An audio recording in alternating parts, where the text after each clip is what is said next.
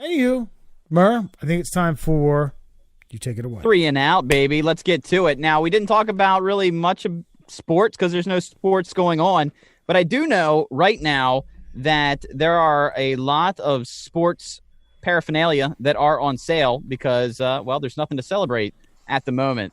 So if you want to go get yourself some cheap gear to represent your team, I'd say if you have to break quarantine for some bread and some milk and Spam, go on over to your local T-shirt aisle. And with that said, your first 3 and out question is this. Alan, you first. Is it weird to put on a team shirt to watch a game at your house? No. Like a jersey. Wait, hold on. All right. Are we talking about a jersey or are we talking a T-shirt with like a purposeful decision to make sure that you are wearing something that represents your team to simply watch the game at your house? See, I think I disagree. You said jersey. I think that's a team like a jersey with a number and a name on the back. Yeah. Well, a team shirt. I just says team shirt. That counts. A team shirt. A jersey is a team shirt. Yeah. It is the team shirt. Doesn't matter. But, so, no, I mean, I don't think it's weird. I personally don't think it's weird. I do it. So. I know you do it. A lot of people do it, but is it weird to do it? That's the question. No, I don't think so. Well, you've got to back this up. You can't just say no.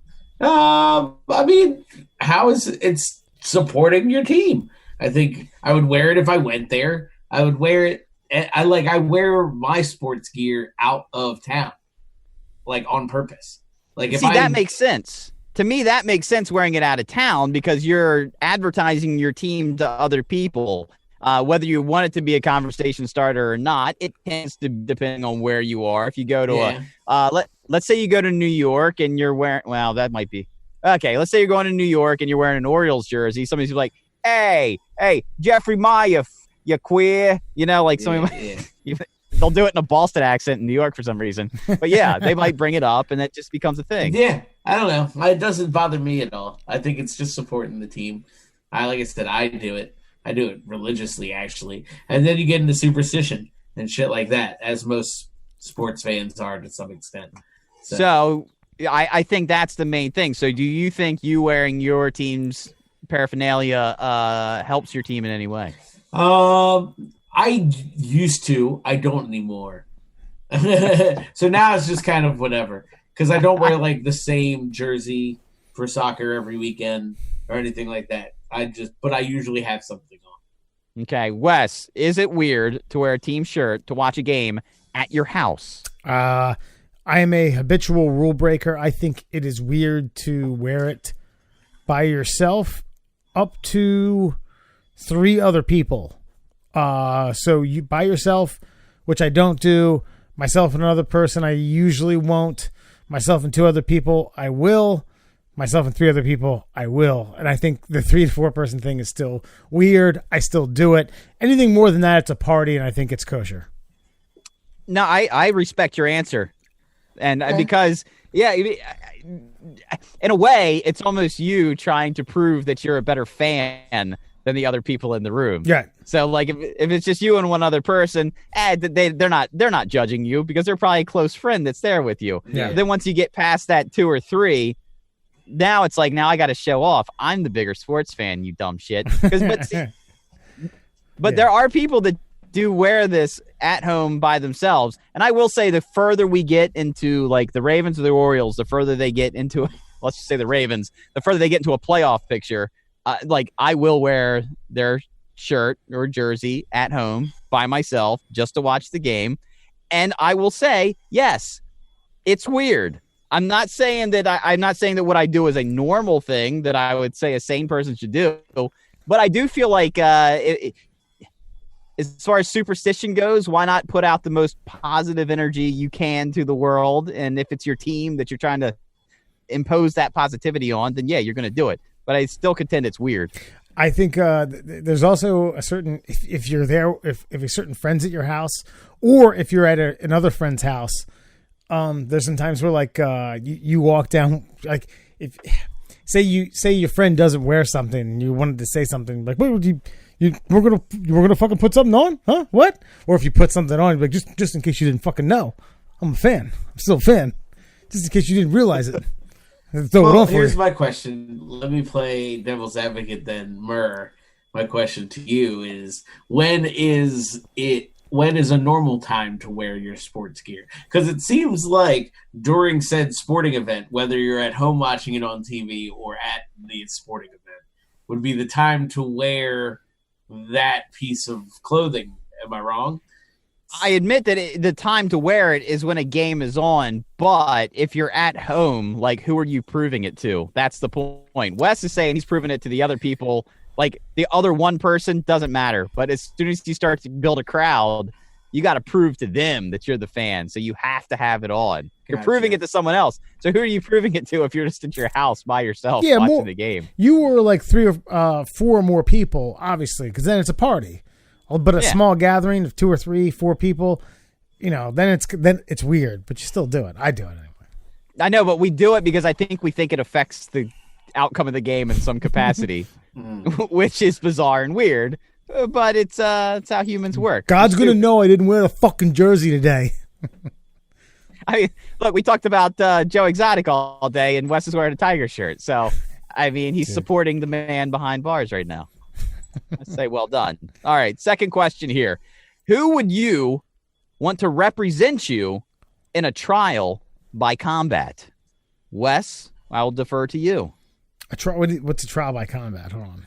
Have you seen Game of Thrones? No, this guy doesn't know. No. Oh, no. Okay, a trial by combat is you are found basically – you can do one of 2 ways. You can go in front of a court and be judged by a jury of your peers, so to speak, or you can say, I don't even want a trial. I'm going to pick this person right here to fight for my freedom in a trial by combat. And so then whomever is accusing you of the crime will say, fine, then you will fight my representative in a trial by combat. And if their representative wins, you are murdered on the spot and executed. Or if you win, you are allowed to walk free. No crime has been committed. In theory, you're supposed to fight. Like, the original rule is you yourself would fight whoever your accuser is. Mm-hmm. But there is a loophole in most times where you can have a proxy. Right. It's like 2 females or something, and they just have 2 dudes do it. Yeah. The most, I guess, for Game of Thrones fans, there is a specific scene where the dwarf, which I'm sure you have at least seen in some sort of promotional materials in some capacity, Tyrion Lannister, he says, I will do a trial by combat, and he picks this guy that's not really his friend, but was just simply there to, like, watch his ass for a day, and he's like, fine. Badass fighter. Yeah. I'll do it. And he steps up, and obviously the series went on for 6 more seasons. So, he won his trial by combat and was allowed to live, and there was no harm, no foul, freedom granted instantaneously. Okay. So with that said, who would you want to represent you in a trial by combat? I would say, probably like a 2006. Hold on. Like a 2003, 2004, 2005 Fedor. Okay. Fedor Emelianenko, the baddest man on the planet. Baddest heavyweight of any era, of any time. MMA, that is. There you go. Okay. And and I guess right now we can juice it up with weaponry at a later date, but I would say for now, yes, hand-to-hand combat would be the way to go. So thank you. He's not going to beat some fucking ninja with a katana. Is that what I thought it was going to? How the hell? No. I'm glad you took it that direction. I'm glad you made that distinction before I got to Alan, who would then throw some sort of wrench in the works here and be like, well, Fedor wouldn't last long to a broadsword. So, Alan, who would you take as your representative? So I can't pick the mountain, is what you're saying. You can pick the mountain, but he just can't use a broadsword. He just can't be in armor. I would probably still pick him because he's a giant anyway. I don't know, man. That is really, really hard to pick. Since he kept it in MMA. You don't have to keep it wherever you want, bro. I like that, though. Make it Donatello from the fucking Ninja Turtles. I don't give a shit. No, I like that, though. But I'm going to go with a completely. I'm going to go stylistically. I think a different direction with Royce Gracie and the straight old school jujitsu, and just straight fucking wrestle your ass to death, literally. I think that's who I would go with. I'll take it. Okay. I like the style. And I'm with it. I got to admit, the reason I brought this question up is because I saw there's video circulating right now of Conor McGregor, and he's sparring with the Mountain from Game of Thrones, who is like this, Wes, he's like this 6'7". I've seen like, that video. I've seen that video. You have? Yeah. And, I realize that Conor McGregor is so fast and so wiry and so squirrely that a smaller man does, in fact, have the ability to take down a giant son of a bitch like that if it really came down to it. So I was going to take Conor McGregor, but then I think about you taking Fedor, and I'm like, I don't think Conor would last. No against shot. Fedor. Yeah, no shot in hell. So I would be murdered on the spot. I think Wes would have a 40% shot against a Gracie in a trial by combat. That's so I fair. think Alan actually somehow pulled this out and wins this round. Ah, you son of a bitch. What if I said Blanco from Street Fighter, like people on fire, or Raul Julia as M. Bison? No, Raul Julia's M. Bison is an inferior product altogether. I don't know what that was. I was going to say. Do you know in that movie, Van Damme had like $1,000 a day coke habit and was hooking up with the broad who say Cammy. Say Cammy. It has to be Cammy. I think he was the Australian singer, Kylie Minogue. Oh yeah. He was Van Damme. He was Bloodsportner.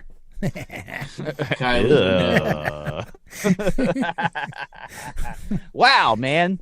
Wow, what a good run Van Damme had then. $1,000 a day. I mean, I don't know how much he got. I mean, he got paid a lot of money to make a terrible movie to support a $1,000 a day coke habit while having sex with Kylie Minogue. That's it's impressive. I think he wins stuff. I think he wins the trial by combat. Right? Guile. That's right. And finally, throwing it back to good old-fashioned Joe Exotic and the Tiger King himself. Yes. You have to choose 3 animals to start a zoo. Who are you choosing? Alan, I will start with you. Oh, and what type of zoo would you make it? Because we can get real creative with this. Well, I only have 3 animals, so it's just a general zoo. There's no real specificity to it at this point. I'm definitely going platypus. For sheer excitement, danger. Oh, yeah, that's right. Wait, are the platypi loose in the cage and you have to walk there's through? There's a platypus experience where you can just lay in a small vat of, it's maybe like 1.5 feet of water, and you can just lay there and play with platypi. So there's that. Maybe I'll just get 3 fucking platypi, and that'll be the zoo. No, a platypus. I feel like I need some kind of monkey. I don't know what kind of monkey. Some sort of ape, I think. We'll get back to the specificity on that. And then I'm not a big cat guy personally. I'm more of a dog guy. So maybe just can I have a pack of hyenas, or do I just get 1 hyena? Oh no, I think you have to go with pack hyenas. Yeah, pack of hyenas, fucking some sort of ape, platypus. Apparently, I can't remember. I could be butchering this name. I think they're called umbobo apes or something like that. And all they do is fight and masturbate all day. And I feel like that would be wildly entertaining to go to a zoo. See? Yeah. Well, I'd pay for that. Wes, what 3 animals? I was going to say, some sort of ape or some sort of monkey, as Alan put it. I don't know what kind of monkey. Something human size or short, or slightly short, like chimp, chimp to human size. But I would have like a fecal matter hour where they toss poop at the humans through some sort of like walkthrough. You know, like the same like a splash ride where you take the thing down Splash Mountain. Same type of thing. You walk through the fecal shed, and like where humans hang out in a cage and the monkeys get to kind of just no. You got to walk through it. You can you get trapped there. You just kind of sprint or run or go through it. Dude, like paintball. Like you give the humans like paintball, and the monkeys get to throw poop at them. Or like yeah, you know, like those fancy aquariums where you walk through and you look up at the fish. One of those. But just fencing, so Yes. poop can come right through, and you just got to walk through it. Listen, believe it or not, I believe human beings will pay money to go and do that. Dude, I'm giving you my wallet right now. I feel like as long as I get like goggles, Sure. as long as I get like goggles, any protection and maybe, you like, want, a man. mask You could so be I like don't get it in my mouth. You could be like Cuba Gooding from fucking Outbreak. You could have a full head to toe experience. Yeah, sure. Like fucking Saving Private Ryan, storm the beach scene. Wow. I'd actually probably like. Is there a multiple pass? Is there like? I'd probably do that again. I'd do that multiple times. You gotta pay. You gotta pay per. You're onto something until Carol fucking Baskins shuts you down. Carol fucking Baskins shuts you down, bro. Okay, so that's one. You've got the fecal monkey experience. All right, so I have the monkey who has the strongest arm in the animal kingdom. I'm basically someone who's a middle reliever with type arm. I get the monkeys. I think I got to go some sort of like big tiger thing where, yeah. I mean, I know it's very cliche. I know it's very de facto, but I think like a tiger or a lion, you have to feed them. You have to do like a feeding, and then. Honestly, I think like a croc or alligator and feed them the same way. Have the apex predators getting fucking chucked raw hunks of meat, and then the people can feed them. Yeah. Wait, haven't you been to a alligator farm? I have. It's actually where I got some of this idea from. Yeah, I was at Alligator Land in outside of Orlando. And you could buy 6 packs of hot dogs for $3 and throw them all over the park, except for like 1 or 2 enclosures that they specifically said don't feed that fucking cocksucker. You could just walk around, just throw it over your shoulder, throw it anywhere. It was amazing. Wow. Yeah. And do they go nuts for it? Here's the thing: the giant, like prehistoric looking motherfuckers are almost like. It's almost like everyone has the same idea. Holy shit, that's a fucking huge alligator. And they just instinctively are like, like their fucking gut is protruding from side to side. And no one says no. Honestly, the better action is the smaller alligators. That's where like people like they're climbing on top of each other. They're building these fucking these alligator pyramids. You throw another one in. That's the better action. It took me almost 2 packs of hot dogs to realize that was the route to go. Yeah, no, I would have suggested that route immediately because they're smaller, so they're fighting for food anyway. They're fighting for food, yeah. But they're in an enclosure with the same size. Right, but still, I mean, it's survival of the fittest. Yeah. I heard somebody describe crocodiles as what was the quote?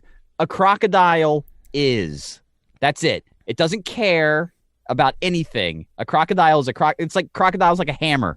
It's a fucking tool. It's Stone Age. It doesn't need anything. It does what it does. It doesn't care if you're a human or a hot dog. It's gonna fucking bite you. And if it's tiny, it's gonna bite you more because it wants more food. In the story. Yeah. I like your animals.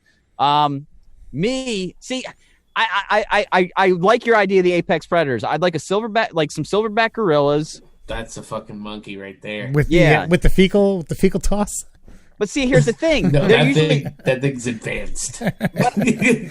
But my zoo's got to be in Belize or like somewhere where there's like no laws, like no regulation, like Escobar Island or something, like worth the hippos. And they got to be should have had hippos. They got to be able to fight something, man. Like I want animal fights. I'd like to see I would like to see a tiger fight a silverback gorilla And then I'm kind of like at a loss for what my third animal would be.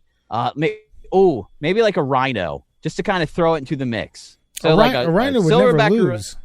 I think if you're talking about something that needs to like fight the other two, a rhino would never lose. Man, I mean that's just like I think you have to go like a grizzly bear or something. Perfect. That is 100%. That's the 3 fighting animals right there. A full-on angry grizzly, silverback gorilla versus giant tiger, and that is a 3-way match that I don't. That's pay-per-view money. That's Floyd Mayweather money right there. You're gonna charge those people from Belize 35 dongs a pop to pick that up. That's right. Vietnam Air, baby, all day long. No, you rub them all down in some sardine oil and watch the action happen. Shit. Nice. You got me on that one. You got me. And there you I didn't that mean is like you your got 3 and me. out tonight, my friend.